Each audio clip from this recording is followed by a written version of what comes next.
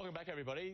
There appears to be a new trend in the dating scene, and it is strangely tied to this year's presidential race in the U.S. Donald Trump is turning out to be a kind of litmus test for singles. Apparently, some are using him as a way of filtering out potential dates. If they support Donald Trump, maybe they won't go on that date. Our next guest has her own opinions about all of this. Laurie Davis Edwards is an online dating coach and the founder of eFlirt. Thanks for coming in, Laurie. Yeah, thanks for having me. There used to be this golden rule. You go on a date, you don't talk sex, religion, or politics, but clearly something's changed. Yeah. So if you think about it, the way that we interact in our social lives with politics has totally changed, right? Social media, we're talking about it at brunch with our friends, and dating is part of our social life.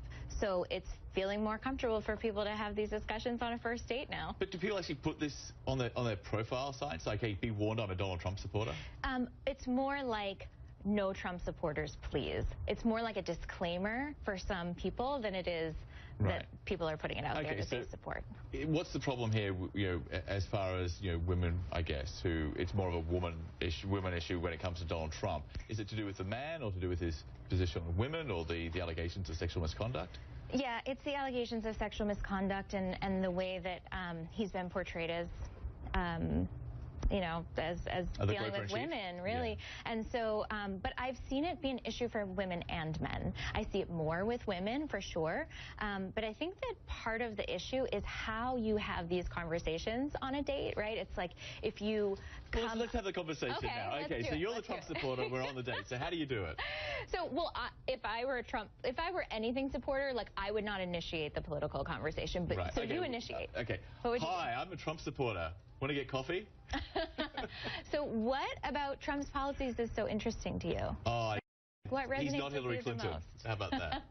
Yeah, and that's a lot of people's opinion, is that they're just voting for who they're voting for to not vote for the other person. Yeah. So what's really important to know is that in relationships, values matter so much, and the traditional party values don't exist this year, right? And so it's important to know that just because someone is supporting one candidate or the other doesn't necessarily mean that their values are in line with that person. Okay, so did this sort of happen at the beginning of the campaign, or did it sort of pick up It's after getting more aggressive. The Access Hollywood tape came out? Well, actually, it was happening before Access Hollywood. It was really happening after the first debate is when I saw it start to creep in the most, and it's just gotten more and more dramatic as we become more and more opinionated about who we're voting for. I mean, but there are women out there who clearly do support Donald Trump. I mean, he does have high negatives with women, but I guess the women who support Donald Trump are not the kind of women, the young women who are on dating sites looking to go out with people. Is it a different demographic? No, I think it's happening on apps and sites, and it's happening with everyone of all ages. Because some of my clients are in their 50s and some of my clients are in their 20s, and they're really all dealing with this political issue. And it's not just Trump either. Sometimes it's Hillary, too. It's everything. It's just that people are so opinionated. Because this is firing up a lot of opinions. Yeah. There is actually... Well, actually, get to that in a minute, but this litmus test of being a Trump supporter, it's a red flag. What's it on a par with? I mean, I would say... Living at home with mom? Maybe it's like living at home. Okay. There is one dating website out there for Trump supporters. It's TrumpSingles.com, making dating great again.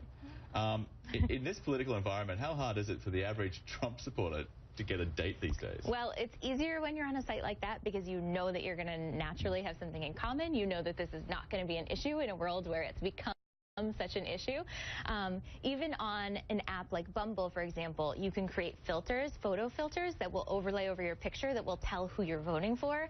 So people know that right up front, and you don't have to say in your profile it's a deal breaker. You can actually see that. Put it out there to begin with. So, but that Trump dating website, it's got about 12,000 members. It's predominantly male.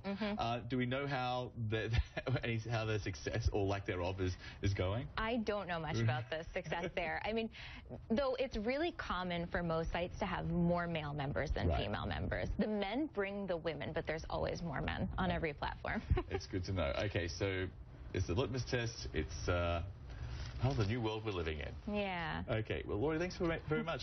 Thank you.